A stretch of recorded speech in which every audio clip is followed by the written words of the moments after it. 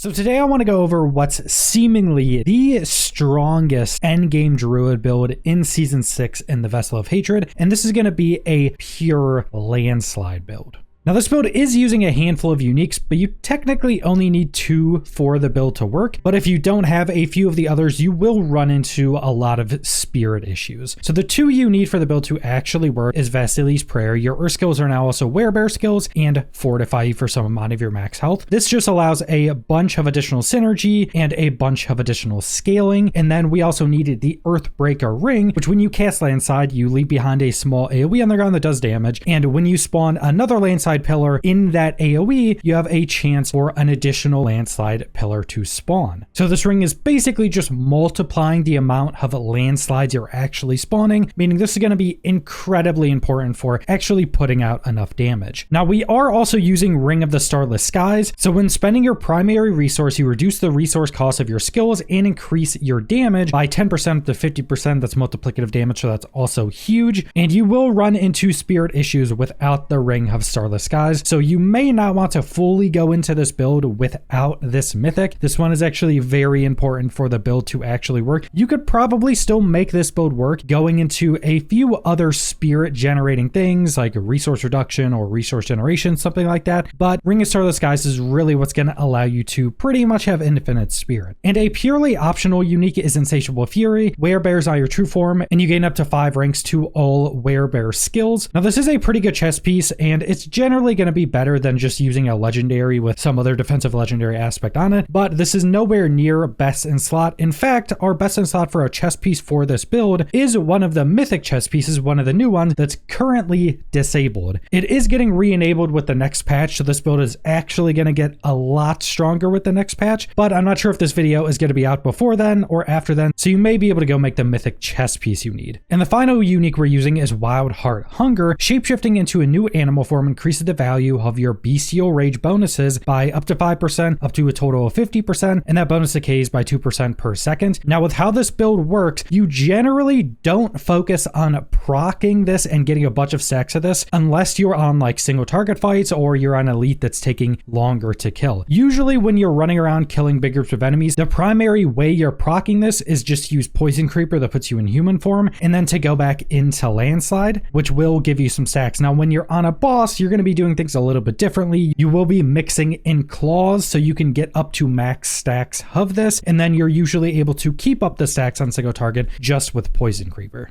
So that brings us to our skill tree. Starting with Claw, we're primarily using this to shapeshift into Werewolf and back out. Upgrade 1 increases your attack speed by 20%, primarily just to get lower in the tree. Now I have seen versions of these builds where people are using Shred, and then they'll go upgrade 1 and then Primal Shred for upgrade 2. So all 3 attacks of Shred are now a dash. It's primarily for movement, but there's 2 issues with this. Shred has a decently high spirit cost, so you can run out of spirit a lot if you're not careful. And you also lose 2 additional skill points because you still have to put 2 points into the basic category to get lower in the tree, and then you're using 3 points to get Shred in its upgrades, which you could be using in other passives to get more benefit. And I think this build is generally fast enough anyway. But then we have 5 points into Landslide, our main ability. Upgrade 1 allows Landslide to now immobilize enemies. Upgrade 2, you gain a Terror Mote when you immobilize or stun an enemy, and every enemy hit by Landslide consumes a Terror Mote, causing it to be a guaranteed crit and do more critical strike damage, and you just have a chance to generate Terror Motes on bosses. So we just want a lot of stuns or immobilizes in this build to constantly get a lot of Terror Motes. Then we're going down 1 into Earthern Bulwark, which is just a big barrier on yourself, and upgrade 1 makes you unstoppable. Then we're using Debilitating Roar. We're using 1 point into this. At a baseline, this just reduces all the damage nearby enemies deal by 40% for 4 seconds, so it's already decent as a defensive. Upgrade 1 fortifies you for a bunch, which we really don't care about. The primary reason we're taking this is upgrade 2 makes you deal increased damage while it's active. Then 1 point into Poison Creeper.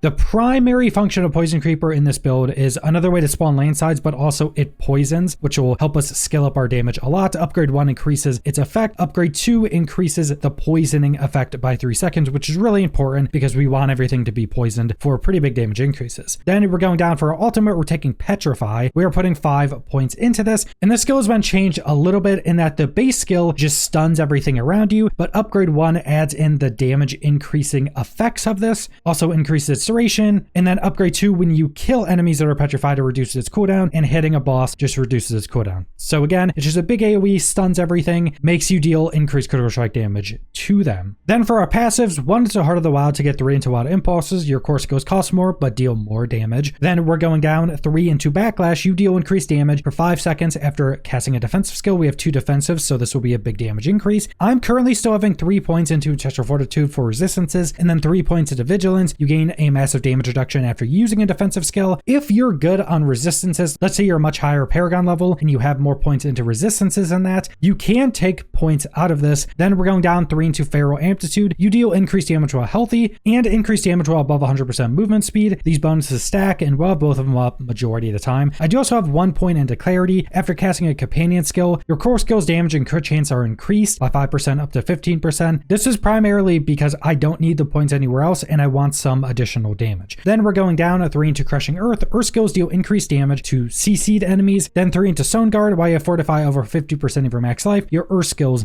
deal increased damage. Then 1 into Mending, and then 3 into Provocation. While you remain in Werebear form for at least 12 seconds, your next main skill will Overpower, which is a really big damage increase in this build. Then 1 into Neurotoxin to get 3 into Envenom. You and your companions deal increased critical strike damage against poison enemies, so it's a pretty big reason why we want everything poison from Poison Creeper. Then we're going 3 points into Catastrophe. You deal increased damage after using an ultimate for 8 seconds, so just a big damage increase. We have Petrify up a lot, so that'll just be more damage. Then 3 into Defiance. Nature skills deal increased damage to elites. Then Natural Disaster. Your Earth skills deal increased damage to vulnerable enemies. Then we're going to 3 points into Defensive Posture. Increase the amount of Fortify you gain, which is nice, but not really why we're taking this. But you also gain a bunch more damage reduction while fortified. Now we have overall 9 points into this because of piece of gear we're wearing, but this is just a big damage reduction. Then we're going 3 points into Quick Shift. Shapeshifting into a new animal form grants increased damage, and this stacks up quite a bit. The bonus is lost after 3 seconds in human form. The only thing that takes us into human form is Poison Creeper, and landslide takes us into bear. So we'll constantly be in bear. So once we stack this up, it should be up pretty much 100% of the time you're in combat. And if you're wearing the unique chest piece, Insatiable Fury, this should be procced almost 100% of the time because you always get put back into bear. And then finally, for our capstone, we have Bestial Rage. When shapeshifting, Werebear grants 30% increased damage and Werewolf grants increased attack speed. Both bonuses persist as long as you are in either form and are lost after 3 seconds in human form. But again, we're always in bear. So once we proc this, it should be up 100% of the time. Now that brings us into our Spirit Boons. Wariness to take reduced damage from elites. Avian Wraith for increased critical strike damage. Pack Leader, which is a lucky hit. Critical strikes have up to a 25% chance to reset your companion skills, which is our Poison Creeper. And then we have Calm Before the Storm, another lucky hit. Nature skills have up to a 10% chance to reduce the cooldowns of your ultimate, so allowing us to petrify a lot more. And I'm also using Obsidian Slam. Every 10th kill will cause your next Earth skill to overpower, and we crit almost all of the time. So adding overpower on top of that is really strong, and you proc this a lot when in any non-boss encounter. So this actually adds a lot of damage. But if you're doing content where maybe you want to be more tanky, you can also just put this into Iron Feather. If you're having issues survive in higher difficulties, Iron Feather is really big. And next up, we have our mercenaries. Now you have a lot of different options for what you want to use in your mercenaries, but I would recommend for your reinforcement, use Rahir and use Bastion, which Rahir spawns a protective position. So it's this big bubble, redirecting 90% of the damage you would take to himself. And the initial cast of this also makes you unstoppable for 1 second. I would recommend you put the opportunity. So when this procs to being injured. So when you get injured, Rahir spawns, gives you unstoppable and procs his bubble around you that makes you take massively reduced damage.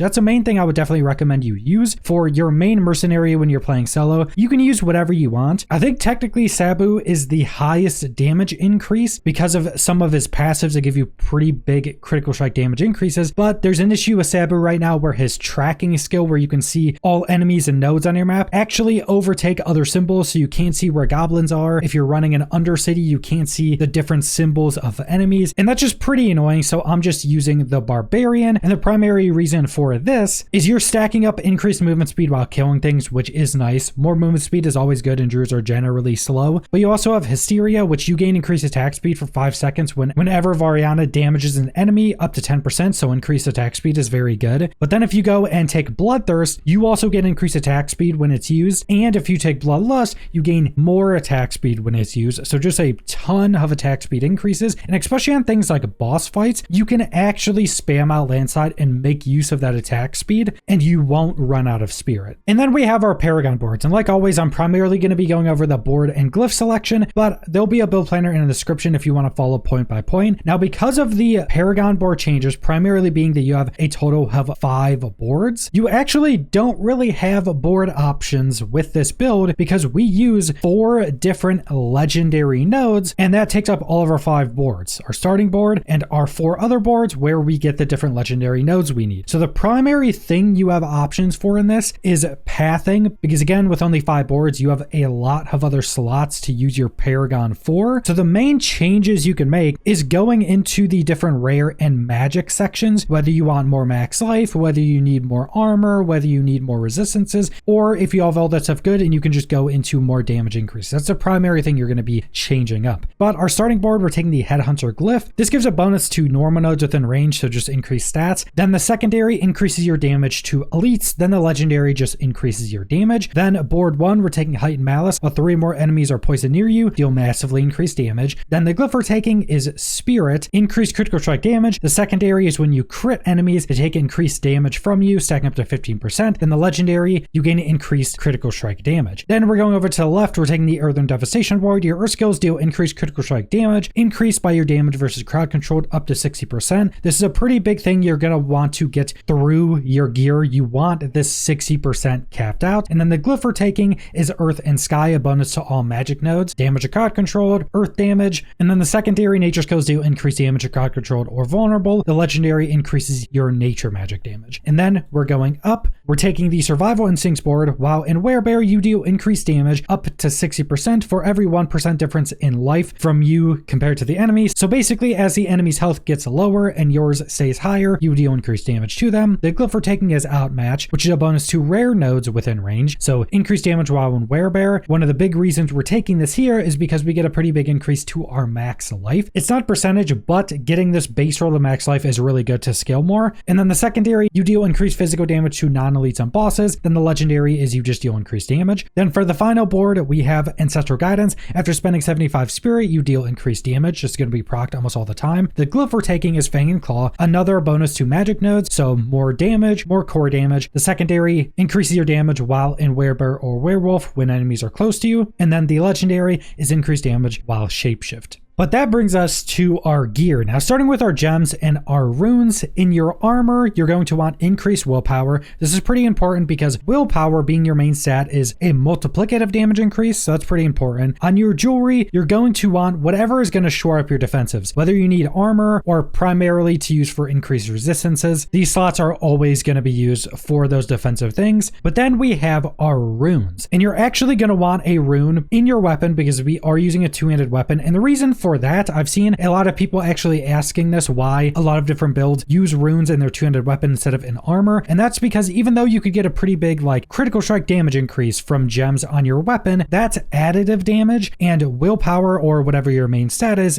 multiplicative. So that's why you usually have runes in your weapon. But the rune in our weapon, we're using Zal Alm, which when we invoke the skill from another class, we gain some offering. And when we have enough offering, we invoke the Barbarian's Warcry, increasing our damage by 15% for 6 seconds. This is multiplicative, but this is a very strong mixed with our other runes, which we're using Tamwat, which you cast a non-channeled core skill, which we're spamming out landslides. This will invoke the Necromancer's Horrid Decrepify, slowing enemies, reducing their damage, and letting you execute them. I'm pretty sure this execute is like 5% health or something, so it does help when the enemies are super low, but this procs a lot. This is actually a pretty cheap proc, so we only need to cast 4 landslides, which is very fast, and then it'll proc proc this, every time we proc this, it goes towards casting our war cry. So we only need 4 procs of this to get our war cry, and we only need 12 casts total to get war cry. You can actually have up a majority of the time when you're actually in combat. So these combinations are really strong, and if I'm not mistaken, the rune to cast a non-channeled core skill is getting buffed, I think. So it'll give you more offering. And if that is the case that I'm remembering correctly, this will actually make these runes significantly stronger as well. Now, we already went over all the uniques we're currently using, but I did mention that there was a chest piece that's currently disabled that we can't use, and that is the Shroud of False Death. This is one of the mythic items, but it's incredibly strong once it's going to be re-enabled and we're able to obtain it. And what this does is if you haven't dealt damage in the last 2 seconds, gain stealth and 40% movement speed. Now, one of the reasons stealth is actually useful on this is because it also gives you a massive damage increase on your next attack after entering stealth. So there's a big damage procs after going into stealth and coming out. It's implicit, gives you +1 to all passives. And druids have a lot of really strong passives, so we're going to be getting massive damage increases, pretty much all multiplicative, massive damage reductions, we'll get movement speed increases, we'll get tons of stuff. So this chest piece will just be an absurd damage increase just off of that, but it also gives a pretty big increase to all stats, which is being buffed, and an increase to your max life, which is also getting a massive buff. I think that's going up to like 600 max life. Once this chest piece is enabled, which is a patch coming sometime this week, you're going to want to get that chest piece, especially when you're later into the end game and can't get mythics more easily, because that chest piece is going to be absolutely insane. But that brings us to our legendary aspects. Starting on our weapon, landslides, earth pillars each strike a second time and deal up to 31 increased damage per hit. So this just causes every landslide we spawn to do a second strike, so basically to spawn twice. But then we also have things like Earthbreaker that also has a chance to do that. Earthbreaker also has a roll on it for a chance for landslide projectiles to cast twice, and you also want that as a tempering roll on your weapon as well, another chance for landslide projectiles to cast twice. So as you'll see, you'll cast a landslide and it'll just keep casting a bunch of them. That's where a lot of our damage comes from. Then on our necklace, your core skills deal increased damage based on your amount of fortify. We're fortified basically 100% all the time, so this is just a huge damage increase. This was actually buffed with season 6. And then for our final offensive aspect, we have Poisoned Creeper active, also casts a landslide in a circle around you, and your earth skills deal increased damage to poisoned enemies. Now this landslide around us is still just our landslide, so it's a lot of damage, but it currently doesn't really work with other things. More specifically, it doesn't work with Earthbreaker. So even if you cast it within the tectonic plates, it can't really proc more landslides. So this is primarily just to do some additional damage and for the increased damage to poison enemies. Then finally, on our legs, we have a very important defensive aspect, which when you use a shapeshifting skill that changes your form, heal for up to 25% of your max life, which is already massive healing. If you are at full life, gain that same amount of fortify. Anytime we shapeshift, so if we use Poison Creeper that takes us into human, then we landslide to go back into bear, this will proc. If we use Claw to go into werewolf, then landslide to go back into bear, this will proc. So you're just constantly healing massive amounts of your life, and when you're already full, which you will be a lot, you'll just be gaining massive amounts of fortify, which is a main way we fortify, but not the only way. And also, if you want to see all the best rolls, that'll be in the build planner, but one of the very important rolls for this build is on your weapon as well. Your weapon's very important because this affix is a lucky hit, up to a 15% chance to restore some crazy amount of your primary resource. Mine's currently, because of this weapon being upgraded, over 100%, but with all of these landslides constantly procking and spawning more landslides, your lucky hit is actually absurd. This is actually one of the primary ways in which you will keep up your spirit. We have a bunch of cost reductions from things like Ring of Starless Skies, but generating more resource is actually pretty heavily done from this one affix. So that's the most important affix probably in the entirety of this build. But that's pretty much the entirety of this build. This build is pretty simple to play. You're just running around using all your other skills to buff your damage or keep yourself alive while you're spawning landslides everywhere that then spawn more landslides that then deal massive amounts of damage. And again, this is pretty much the strongest druid build right now, and we can't even use one of our mythics. So once that is activated, this build will be even stronger. But that's all I want to go over. So thanks for watching.